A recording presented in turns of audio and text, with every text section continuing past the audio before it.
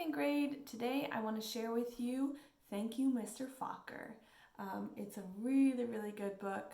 Some of you might have heard of it or read it before, but I just want to read it again because it's so good, and we're going to practice some story elements.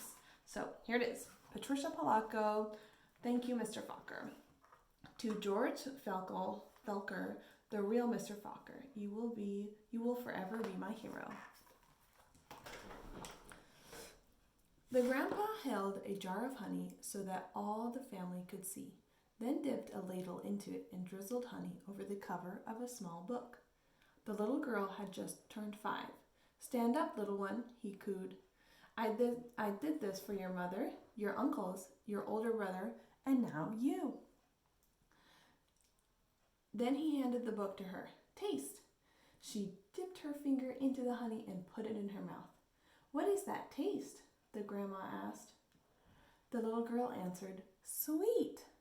Then all of the family said in a single voice, "Yes, and so is knowledge. But knowledge is like the bee that made that sweet honey. You have to chase it through the pages of a book." The little girl knew that the promise to read was at last hers. Soon she was going to learn to read. Now I'm going to stop and think for a second, and I'm going to think about the parts of a story. So who are my main characters? Right now, I'm thinking the main character is probably the little girl. Maybe the grandpa, but most likely the little girl. I'm also thinking about the setting. So the setting is where the story takes place. Right now I just read the first page, so I'm not really sure yet, but I can tell from the picture that it's at a kitchen table, right? And does it say anything about where it takes place? Not yet, but I'm guessing it's gonna take place inside the house, maybe. Maybe they're sitting down for breakfast or something. And then I'm starting to think, what could the problem be? I don't know yet, but I'm just gonna start thinking about that as I keep reading. Okay. Trisha, the littlest girl in the family, grew up loving books. Trisha is the main character, right? Her school teacher mother read to her every night. Her red-headed brother brought his books home from school and shared them. And whenever she visited the family farm, her grandfather and grandmother read to her by the stone fireplace. When she turned 5 and went to kindergarten, most of all she hoped to read. Each day she saw the kids in the first grade across the hall reading, and before the year was over, some of the kids in her own class began to read. Not Trisha. Still, she loved being at school because she could draw. The other kids would crowd around her and watch her do her magic with crayons. "In first grade, you'll learn to read," her brother said.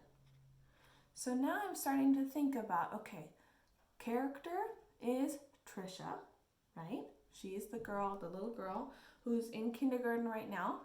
Has she learned to read yet? Not yet. And then the setting, where is it now? Earlier we said the setting was probably in the kitchen, maybe at home, right inside. Now it's talking about her school, right? So the setting is at school, and the problem, not quite sure yet. Maybe she said that some of her kids in her own class began to read. Not Trisha. Still, she loved being at school. So maybe the problem is that she hasn't been able to read yet in kindergarten. We'll see what happens. In first grade, Trisha sat in a circle with other kids. They were all holding Our Neighborhood, their first reader, sounding out letters and words. They said b, oi, boy, and look. The teacher smiled at them. When they put all the sounds together, and got a word right. But when Trisha looked at a page, all she saw were wiggling shapes, and when she tried to sound out words, the other kids laughed at her. "Trisha, what are you looking at in that book?" they'd say. "I'm reading," she'd say back to them. But her teacher would move on to the next person. Always when it was her turn to read, her teacher had to help her with every single word. And while the other kids moved up in their second reader and third reader, she stayed alone in our neighborhood. Trisha began to feel different. She began to feel dumb. So the problem now is that Trisha's not feeling really great about where her reading is at the moment, right? And the other kids, are they being really polite? Are they being friendly? Not right now. The harder words got for the little girl, the more and more time she spent drawing. Oh, how she loved to draw, or just sitting and dreaming, or, when she could, going for walks with her grandmother. One summer day, she and her grandmother were walking together in the small woods behind their farm. It was twilight. The air was sweet and warm. Fireflies were just coming up from the grasses. As they walked, Trisha said, "Grandma, do you think I'm different?" "Of course," her grandma answered. "To be different is the miracle of life. You see all those little fireflies? Every one is different. Do you think I'm smart?" Trisha didn't feel smart. Her grandma hugged her. "You are the smartest, quickest, dearest little thing ever." Right then, the little girl felt safe in her grandma's arms. Reading didn't matter so much.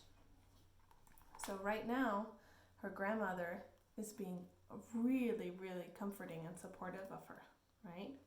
How does she feel when she's with her grandmother? Probably pretty good, right? So when I'm reading, I'm trying to think about different things that could be part of a story, right? When you go to read, I want you to think about who's the main character, who or where is it taking place, what's the setting, and what is the problem?